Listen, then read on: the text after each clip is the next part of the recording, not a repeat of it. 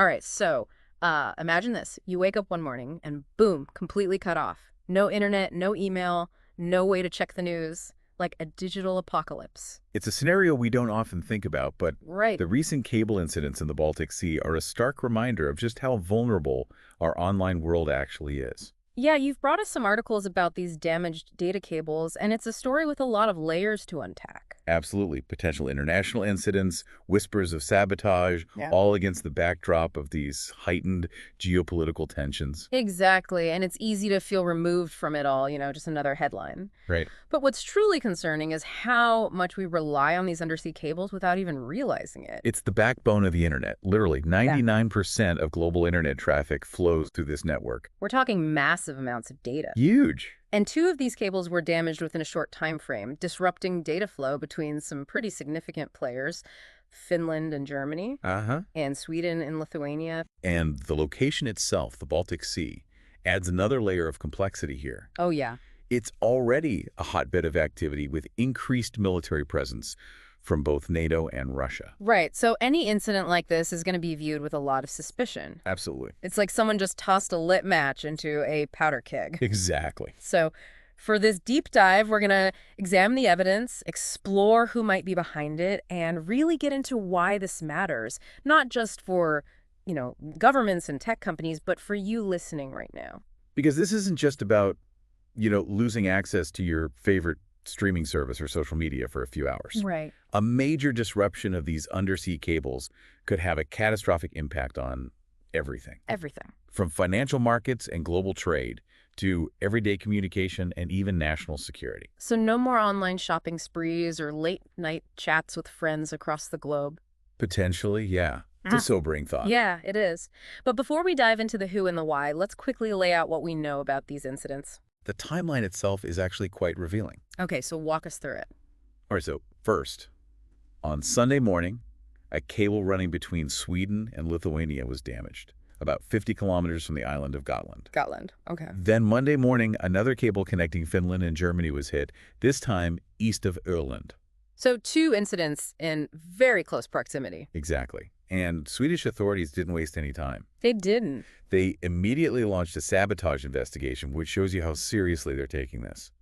That's a pretty quick response. Yeah, it is. This isn't something they're taking lightly. So two cables damaged, sabotage suspected. This raises a crucial question.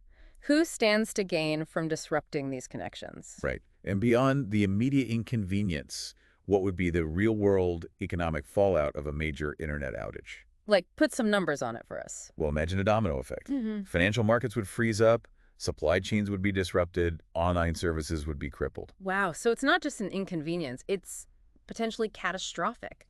Exactly. A recent study actually estimated that a single day of global internet shutdown could cost the world economy over $40 billion. $40 billion. And that's just scratching the surface. Wow, that's not exactly pocket change. So who are the usual suspects in a case like this? Well, one name that keeps popping up is a Chinese freighter, the Yipeng 3. Yipeng 3. Okay. This ship was in close proximity to both damaged cables when the incidents occurred. Interesting. And it wasn't exactly keeping a low profile. You've mentioned increased Russian espionage around these undersea cables as well. Yeah, there have been reports. What does that look like? I mean, are we talking about mini-subs planting bugs or something a little more subtle? It's actually a mix of methods. Think underwater drones, mapping cable routes, ships loitering near key junctions, even attempts to infiltrate maintenance crews. Wow, so it's like a constant cat and mouse game down there. It is, and Russia has shown a growing interest in this kind of activity, which is concerning. So we've got a mysterious Chinese freighter and a history of Russian meddling in undersea infrastructure. This is starting to feel like a Cold War spy thriller. A little bit, yeah. But before we jump to conclusions, let's unpack what we know about this Chinese freighter and why it's raising eyebrows. Yeah, the Yipeng 3's behavior was anything but ordinary. It slowed down near the cables, made a few unexplained stops in open water, and even went dark on its location transponders. So almost as if it was trying to avoid being noticed. Almost as if, yeah. And this isn't the first time a Chinese vessel has been linked to damage of undersea infrastructure in the Baltic Sea either. Wasn't there an incident involving a ship called the New Polar Bear? That's right. The New Polar Bear damaged the Baltic Connector pipeline, which raised serious questions about China's intentions in the region. So are we saying China is behind this? Not so fast. While the Yipeng 3 certainly raises suspicion, we can't ignore another major player in the region, Russia. And they've got a track record when it comes to disrupting critical infrastructure, especially after the Nord Stream pipeline explosions. Right, those explosions were a major escalation, and they really put the spotlight on the vulnerability of this kind of infrastructure. Absolutely. It was a wake-up call for a lot of people. But haven't there been other instances of cable sabotage in the past, maybe even going back to the Cold War? Oh, absolutely. Submarine cable sabotage has a long and murky history. During the Cold War, both the U.S. and the Soviet Union tapped into each other's undersea cables to gather intelligence. So this isn't exactly a new phenomenon. No, not at all. Hmm. But what's changed is the scale of our reliance on these cables Right. and the potential consequences of a major disruption. Because we're far more digitally interconnected than we were even a decade ago. Exactly. And that makes us far more vulnerable. All right, so we've got two potential suspects, a history of similar incidents, and a whole lot of unanswered questions. But before we dive deeper into the investigation and the wider implications of this whole situation, let's take a quick pause. A chance to catch our breath and maybe grab another cup of coffee. Always a good idea when you're diving into a digital mystery like this one. So we left off with this suspicious Chinese freighter. Right, the Yipeng 3. What's the latest on that? Well, the good news is it's not sailing the high seas anymore. Danish authorities, along with the German Bundespolizei, have stopped the freighter and are keeping a very close eye on it in the Kattegat Strait. So they're not letting it out of their sight. Hmm. But what are they actually looking for? I mean, it's not like they can just dust for fingerprints on the ocean floor. It's definitely trickier than your average crime scene. Swedish and Finnish authorities are conducting underwater surveys of the damaged cables, hoping to find some physical evidence, signs of explosives, maybe tool marks, anything that could indicate whether this was intentional or just a really unfortunate accident. So it's like an underwater CSI episode. Kind of, yeah. But even if they find evidence, proving who's responsible is a whole other challenge. What's the Chinese government's response to all of this? Well, their official statement is that they're not aware of the specific situation surrounding the Yipeng 3, but they expect all Chinese ships to comply with international law. They've also stressed the importance they place on protecting underwater infrastructure. Okay, so a carefully worded statement, to say the least.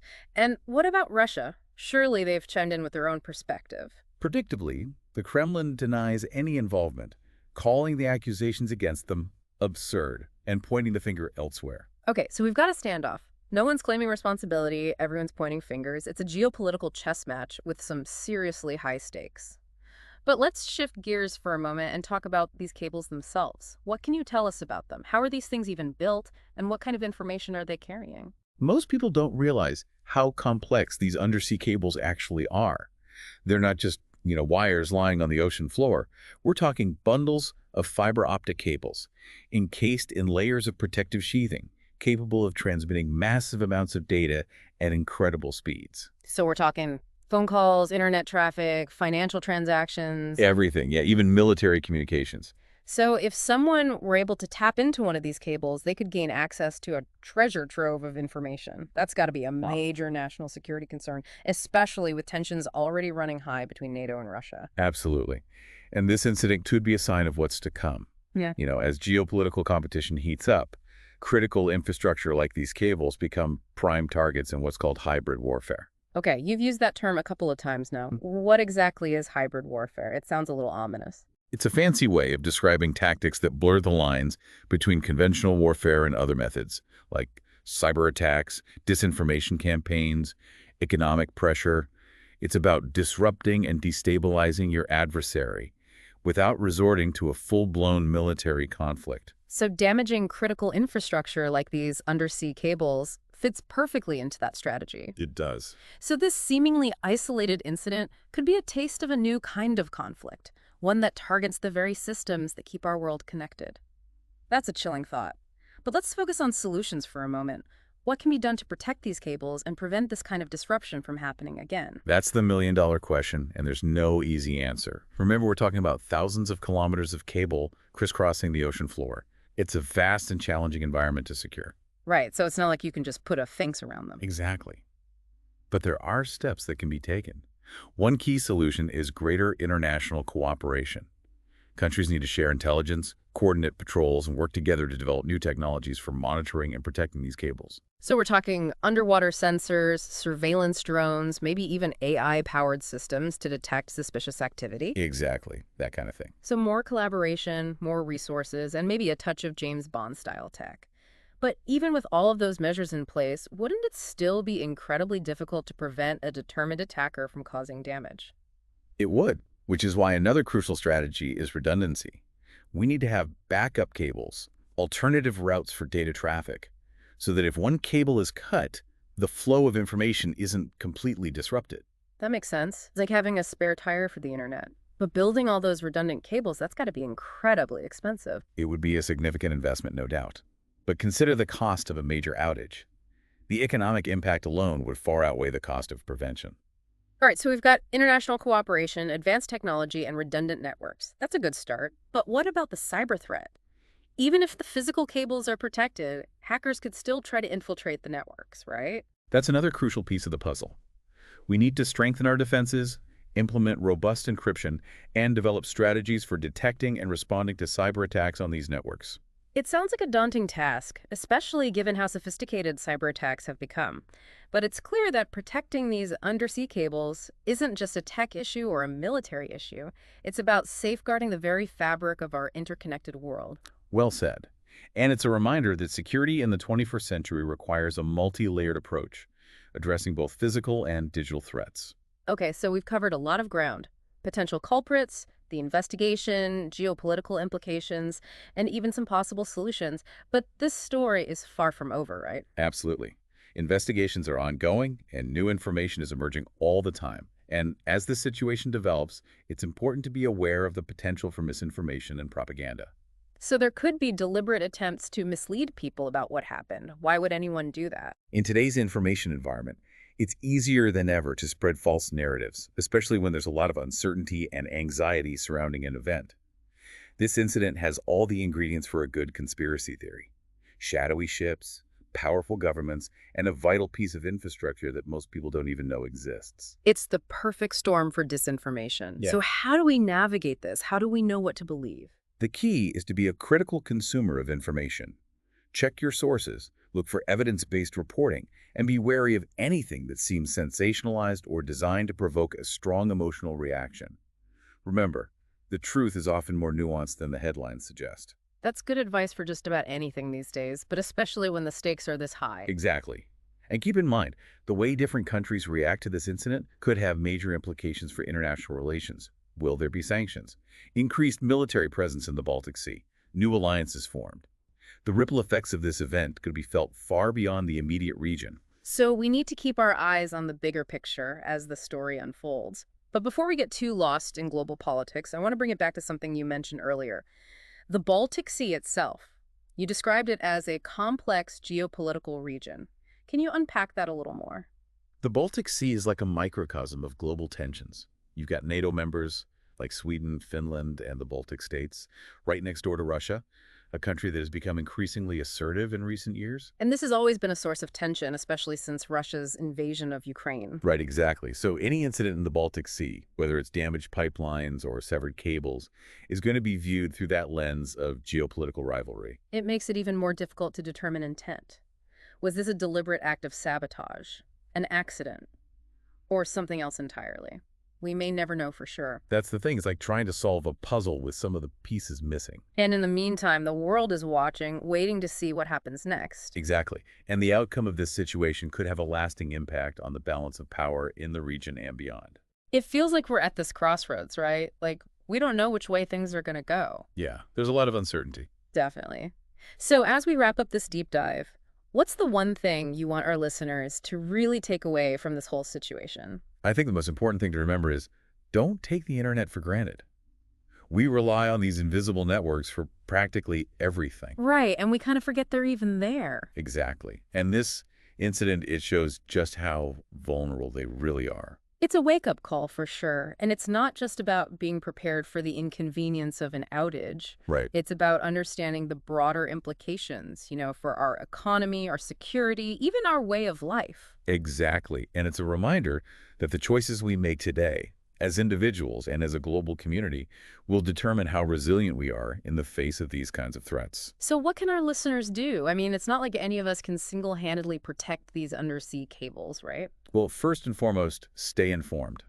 Pay attention to how this situation unfolds. Be wary of misinformation. Right, do your research. Exactly. And beyond that, support policies that promote international cooperation, cybersecurity, and investment in critical infrastructure. So it's not just about, reading headlines, it's about taking action.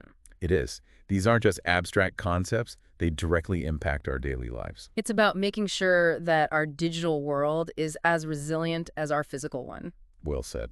Well, I think that's a powerful note to end on. Thank you for guiding us through this intricate web of cables and geopolitics and potential threats.